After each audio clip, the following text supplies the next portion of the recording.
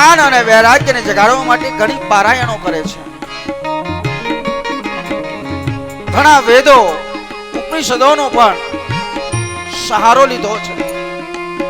પણ જ્ઞાન અને વૈરાગ્ય જે મૂર્છામાં છે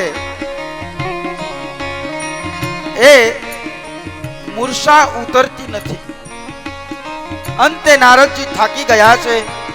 જ્ઞાન અને વૈરાગ્યને જગાડે છે, જેવા તેવા જાગે અને પાછા પડી જાય છે. અશક્ત છે, સશક્ત નથી. જ્ઞાન અને વૈરાગ્યની મૂર્છા ઉતરતી નથી. નારદજી ચિંતામાં પડ્યા છે. અને એવા સમયે એક આકાશવાણી થાય છે. અને એ આકાશવાણી થઈ ત્યારે એમ કહે છે કે હે સંત, હે મહાપુરુષ, તમારો પ્રયત્ન બહુ ઊંચો છે, પરંતુ તમે એવું જ્ઞાન વૈરાગ્ય અને ભક્તિની સાથે એવું કંઈક સત્કર્મ કરો જેથી જ્ઞાન અને વૈરાગ્ય સશક્ત બનશે અને તમારી ઈચ્છા પૂર્ણ થશે. નારદજી ફરતા ફરતા અનેક સાધુ સંતોને પૂછે છે, કોઈ મને એવો નિશ્ચય ઉપાય બતાવો કે હું શું કરું, એવો કયો સત્ય કર્મ કરું હું કે જેનેથી જ્ઞાન અને વૈરાગ્ય ની મૂર્છા ઉતરી જાય. આવો ઉપાય બતાવનાર સંત મને ક્યાં મળશે? આવી નારદજીની ચિંતા છે. અને આ વાત નારદજી બદ્રિકા આશ્રમની અંદર સનકાદિક મુનિને સંભળાવે છે. સનકાદિક મુનિને આ વાત જ્યારે નારદજી સંભળાવી અને સનત કુમારોની બધી જ આ કથા સંભળાવી,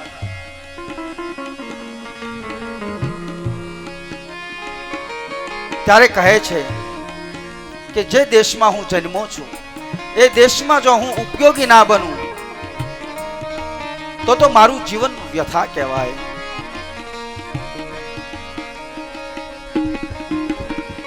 સનકાદિક મુનિ કહે છે કે જે દેશના દુખે તમે દુખી છો, તમારી જે બહુ દિવ્ય ભાવના છે અને એ ભક્તિનો પ્રચાર કરવાની જે ભાવના છે, એની માટે નારદજીને સનકાદિક મુનિ કહે છે કે આપ ભાગવત પારાયણ કરાવો. એવી રીતે આ ભાગવતનું એક પારાયણ કરવામાં આવે છે. કારણ કે વેદનું પારાયણ કરવું ને એ બહુ સહેલું છે, પણ એનો વિસ્તાર જે સમજવો એ બહુ અઘરું છે સાહેબ. આ કથા તો વારંવાર એક જ કથા આવવાની, પણ એક એક કથાની અંદર એ કથાને સમજવું એ બહુ અઘરું છે સાહેબ. અને સનકાદિક મુનિના કહેવાથી સંત નારદજી ભાગવત જ્ઞાન યજ્ઞ કથાનું આયોજન કરે છે. તો ભાગવતનું પારાયણ કરવા માટે નારદજી ગંગા કિનારે આવ્યા છે. એટલે એવું નહીં કે ગંગા કિનારો એટલે શું એમ, ગંગા કિનારા વિના કથા થતી નથી. એટલે તમે જે નદી નીકળે એને ગંગા માનો એમ નહીં. જ્ઞાન એક ગંગા છે સાહેબ, પણ એના કિનારે જે હંસલાઓ બેઠા હોય, તમે બધા હંસ છો, જ્ઞાનના કિનારે હંસ બેઠા હોય સાહેબ. જ્યાં જ્ઞાનનો કિનારો હોય તો હંસ હોય, અને હંસલા જ આ મોતી સરી શકે સાહેબ, વીણી શકે. હંસ સિવાય આ મોતી વીણાય એમ નથી. એટલે ભજનમાં પણ કહે છે, જોગી મારે સામે કિનારે જાઉં,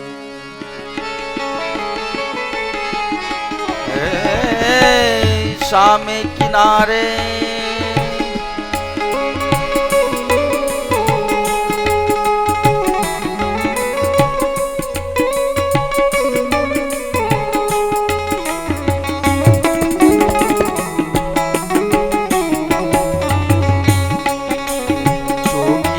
કિનારે સામે કિનારે જાઉં.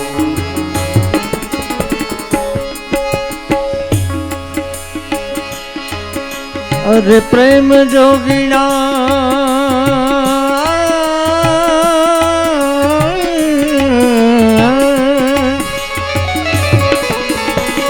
जोली नहीं ले जोगन में बन जाओ जोगी मारे शामे किनारे जाओ. हर जोगी मारे शामे किनारे जाओ. પ્રેમ જોગીરા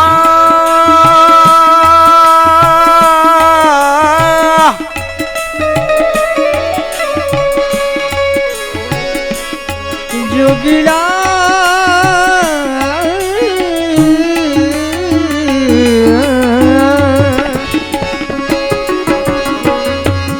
अरे जो તમે राम बनो तो शबरी बने हो ऐठा बोर जमाड़ू.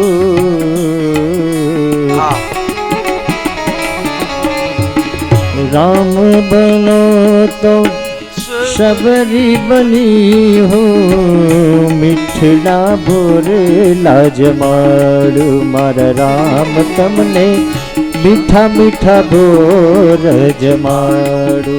આ પ્રેમની વાત છે સાહેબ, પ્રેમની ભૂમિકા છે.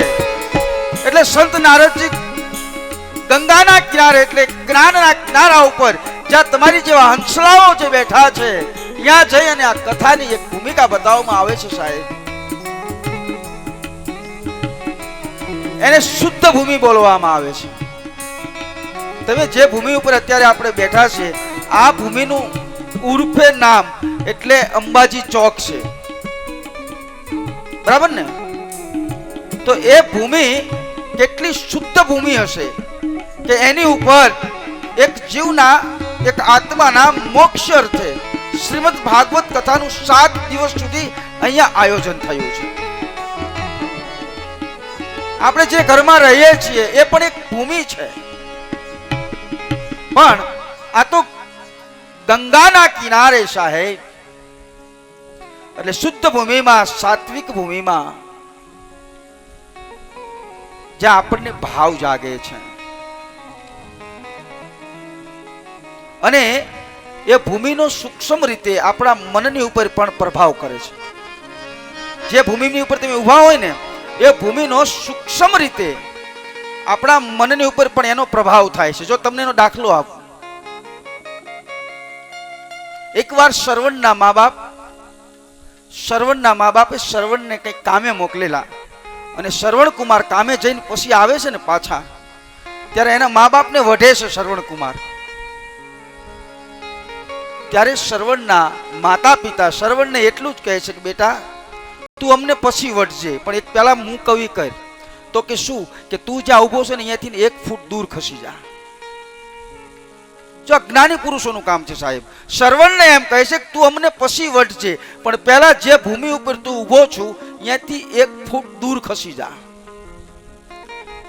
શ્રવણ કુમાર 1 ફૂટ દૂર વયા ગયા ને પછી એને અફસોસ થવા માંડ્યો.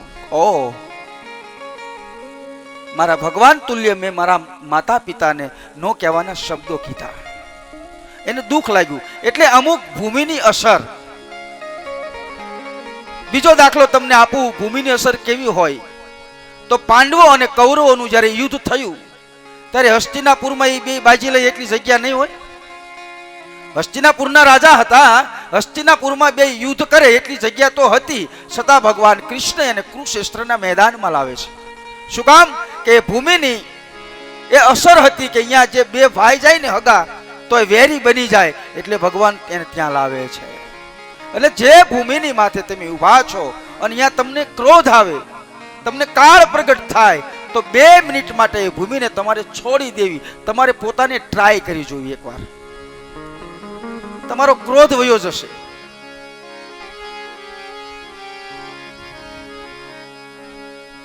પણ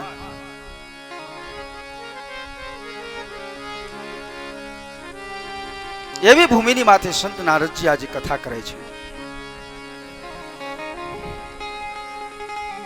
ગંગાનો કિનારો એટલે જ્ઞાન ભૂમિ. આ જે જ્ઞાન ભૂમિ છે, આ જ્ઞાન ભૂમિમાં હંસો મોતી ચરવા આવે છે. નારદજી આજે બે હાથ જોડીને સામે બેઠા છે.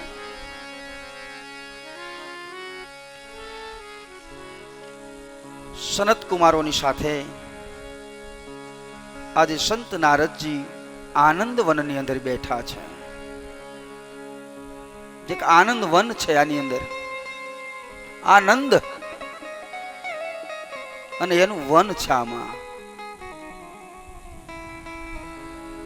બધા ઋષિ મુનિઓ એકઠા થઈ અને પારાયણ કરે છે શ્રીમદ ભાગવતની કથા. શ્રીમદ ભાગવત કથાનું પ્રારંભ થતા, કોઈ પણ કથાનું આપણે પ્રારંભ કરીએ ને એટલે સૌથી પહેલા હનુમાનજી મહારાજ, ગણપતિનું આહવાન થયા પછી હનુમાનજી મહારાજનું આપણે આહવાન કરતા હોઈએ છીએ. એટલે દરેક કથાકાર એમ બોલે, આય હનુમંત બિરાજીએ, કથા કરું મતિ અનુસાર, પ્રેમ સહિત મારા હૃદયમાં ગાદી ધરું, પધારો પવન કુમાર. શું કહેવાય આને? આઈએ હનુમંત બિરાજીએ. હનુમાન કોણ છે? પવન પુત્ર છે. પવન પુત્ર એટલે તમારામાં ઘડીક શ્વાસને બંધ કરી દો, તમે રહી શકશો? એ પવનનો પુત્ર કોઈ હોય તો એ હનુમાન છે. બરાબર ને? એટલે આમ આપણે કહીએ કે મેં હનુમાન દાદાને માનતા નથી, હનુમાન દાદા ન માનતા, પવન બંધ કરી દો. હા, પવનની સાથે જોડાયેલો એમનો નાતો છે. તો એવા હનુમાનજી મહારાજનું આપણી કથામાં ત્રિઆગમન થઈ રહ્યું છે. ત્યારે બાપુની વિનંતી કરીશ કે તેઓ